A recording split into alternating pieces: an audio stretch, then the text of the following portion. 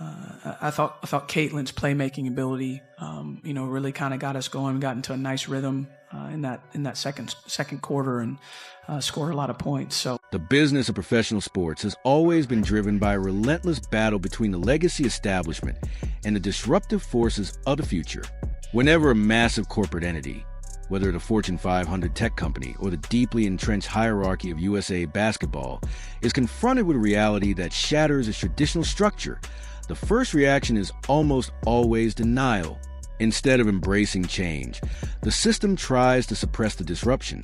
They push the new, highly efficient talent behind the established veterans in the name of seniority, culture, and paying dues.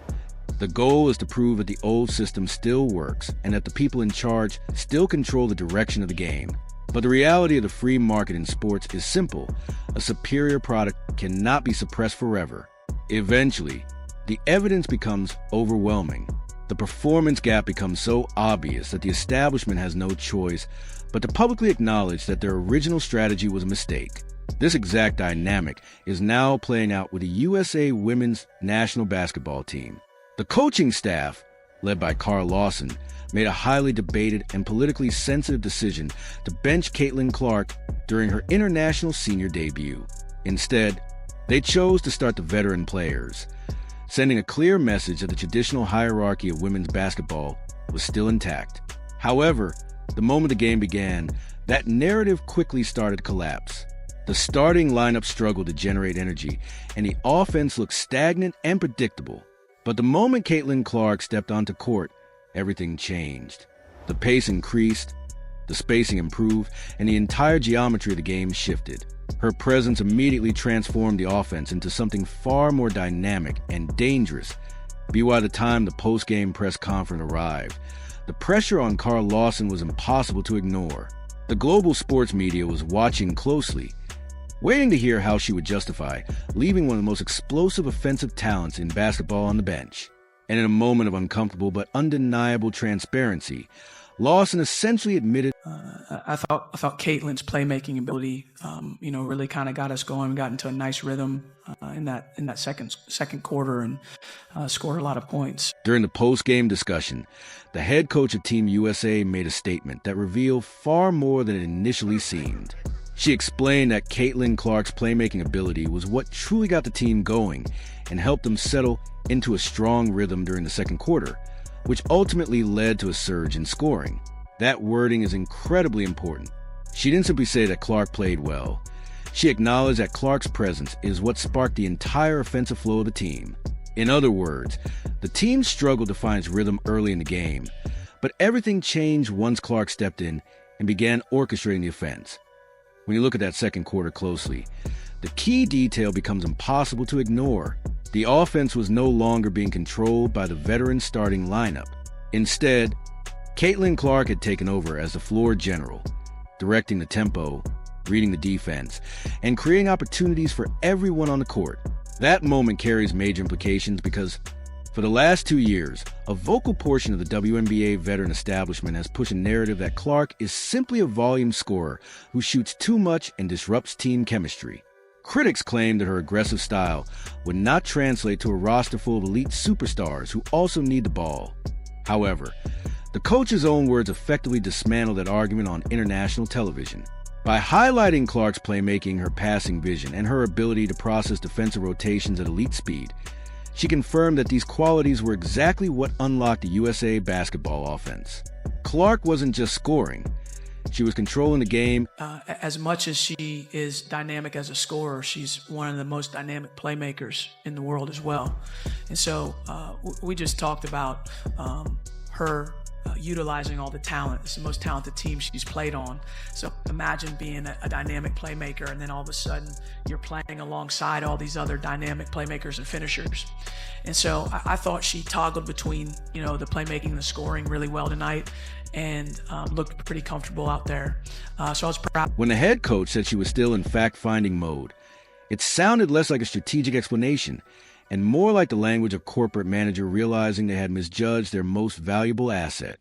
In the business world, when a CEO launches a product that fails to connect with consumers while a backup product suddenly breaks sales records, the CEO rarely admits a mistake. Instead, They say they were simply gathering data or testing the market. The same kind of language appeared in this situation. The reality is that Kara Lawson knows exactly who Caitlin Clark is, just like the entire basketball world does. Clark is the all-time leading scorer in NCAA history, the undisputed Rookie of the Year, and one of the most electrifying offensive players the sport has ever seen. She is also a major reason why networks and broadcasters are investing heavily in women's basketball right now. So when a generational talent like Clark steps on the court, delivers a massive double-double performance, and posts a dominant plus 35 rating in limited minutes, claiming that you are still fact-finding begins to sound more like a carefully crafted explanation than a genuine evaluation process. To many fans and analysts, it felt like an attempt to soften the reality that the initial decision may have underestimated Clark's immediate impact. However, buried within Lawson's comments was a major concession to that reality. She openly stated that the starting lineup would likely change. That single sentence signaled a major shift in direction.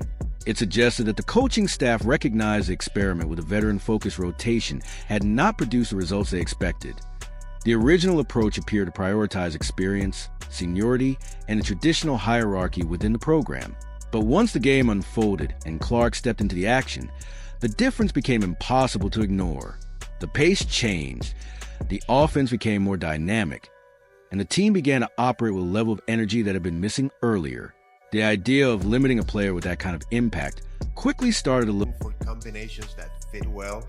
Which combinations did you like today? Well, I kind of already mentioned that group in the second quarter.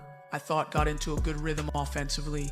I think it was Caitlin, KP, Ryan, Monique, and Kiki. I thought we got into a good flow. Caitlin should have started. You messed up. And when I say combinations that play. During the post-game conversation, the coach described Caitlin Clark as one of the most dynamic playmakers in the world.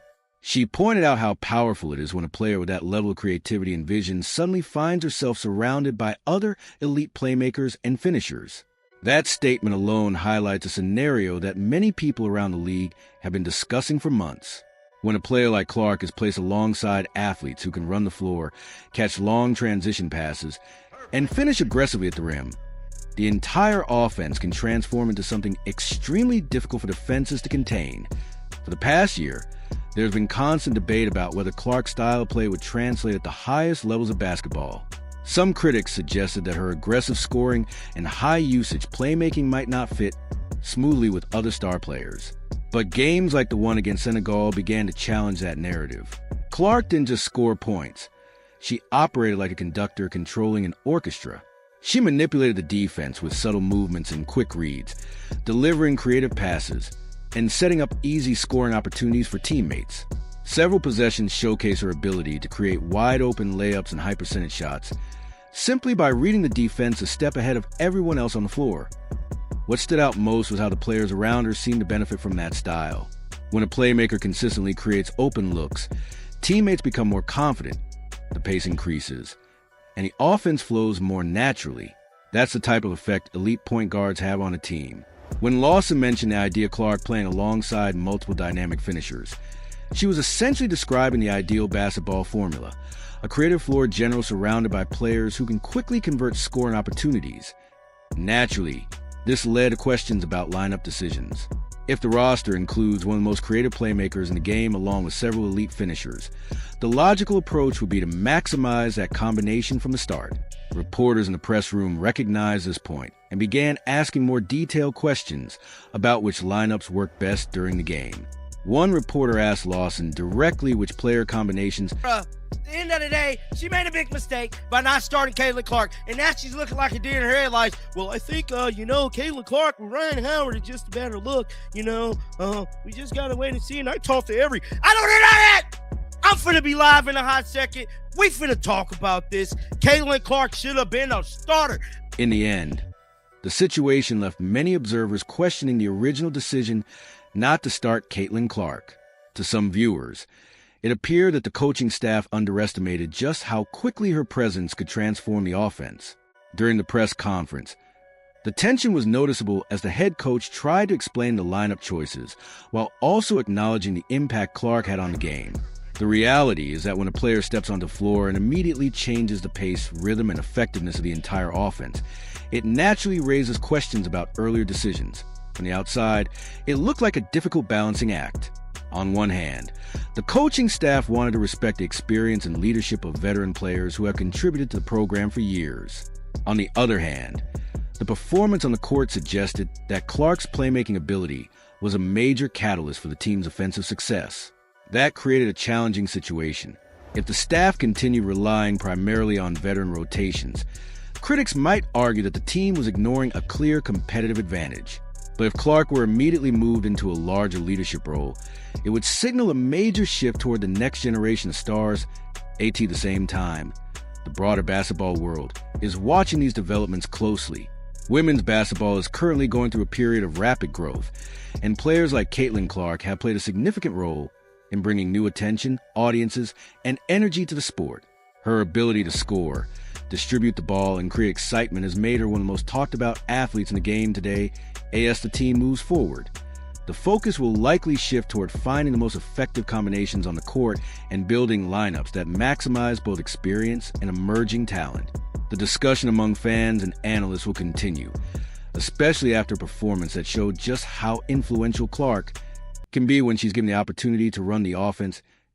Now the conversation turns to fans.